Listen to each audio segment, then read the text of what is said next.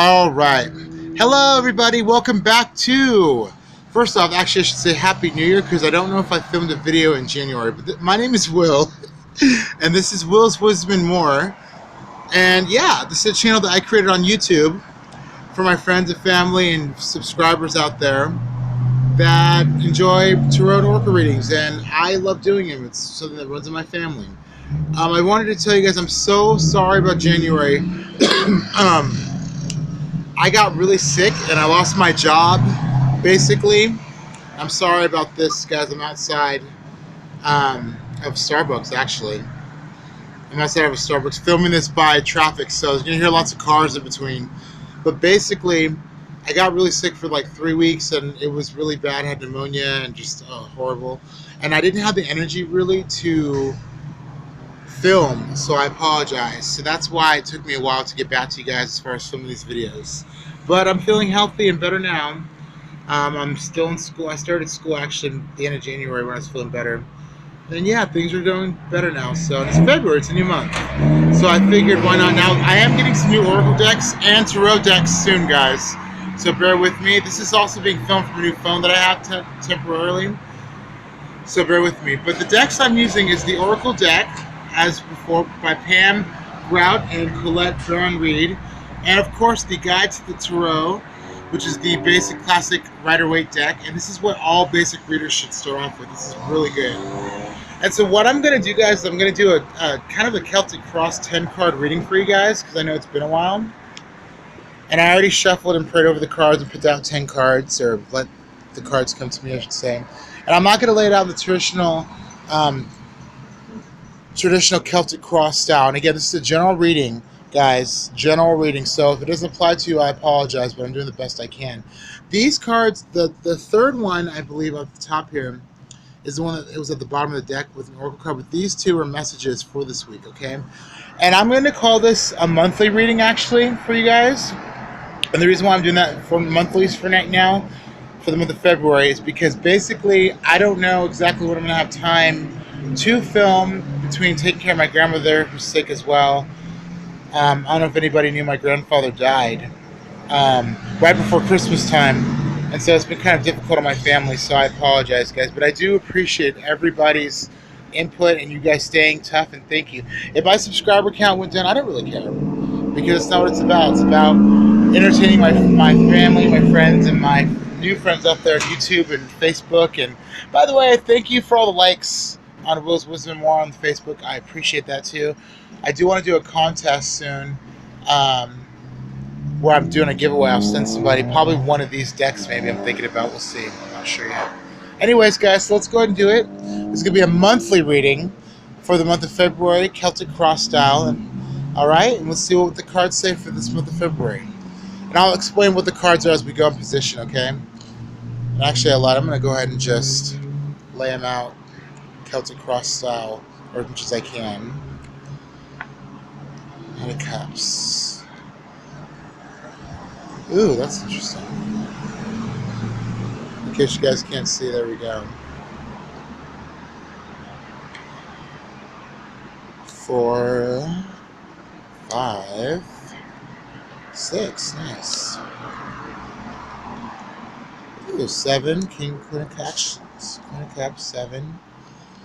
8. That's interesting.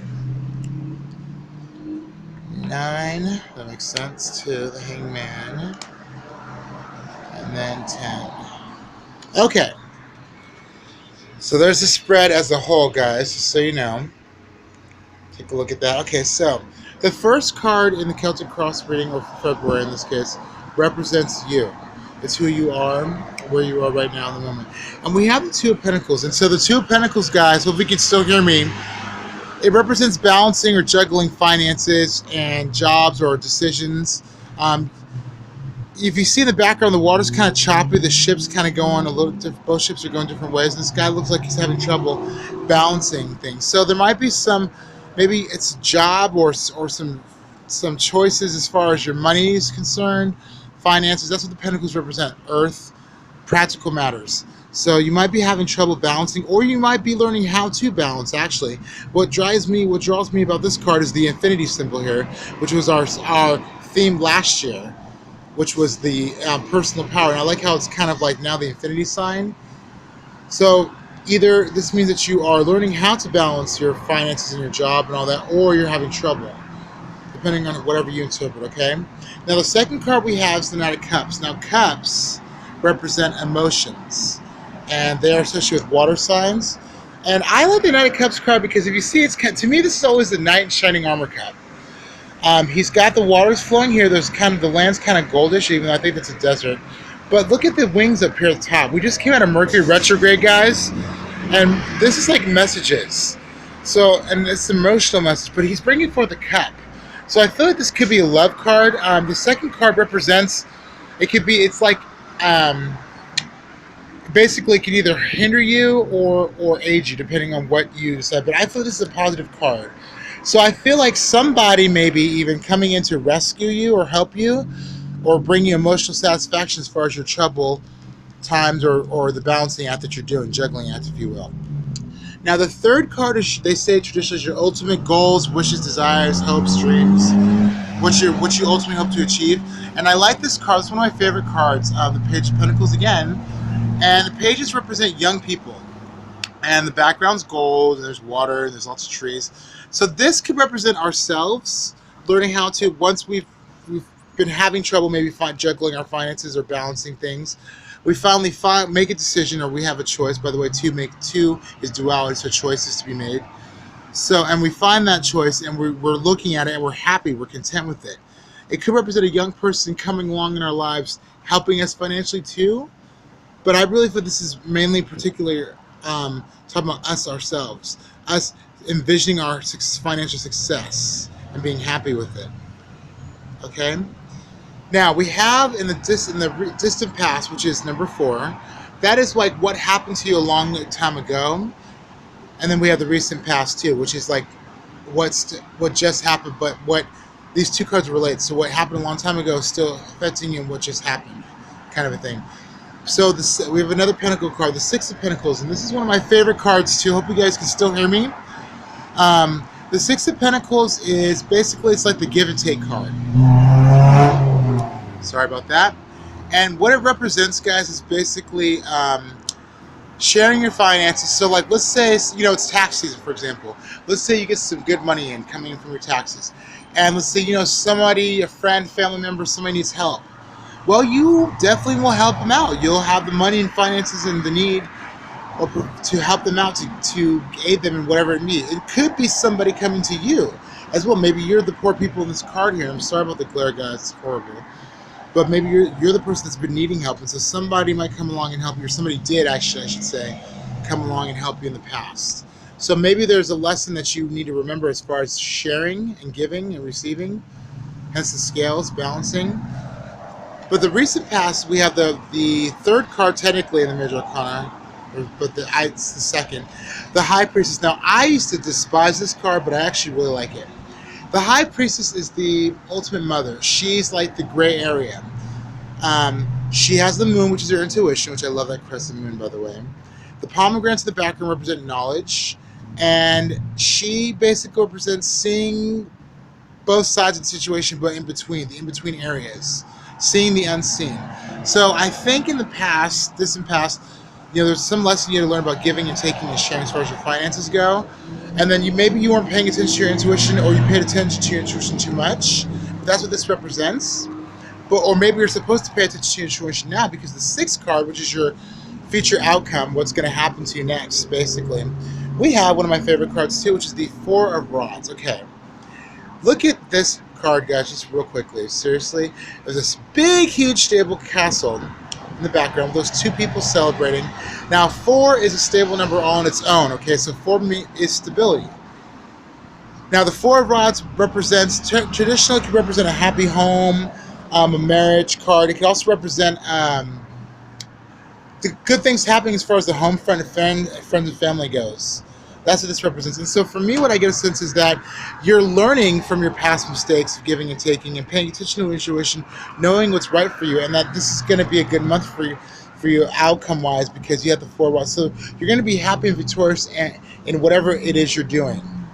And I feel a lot of it so far as being on a practical level more than like just an emotional or, whatever mental level. Let's go ahead and continue forward. Now, the seventh card is who you are, who the cards say you are. And so for this month of February, we are the Queen of Cups, or somebody you know might be the Queen of Cups.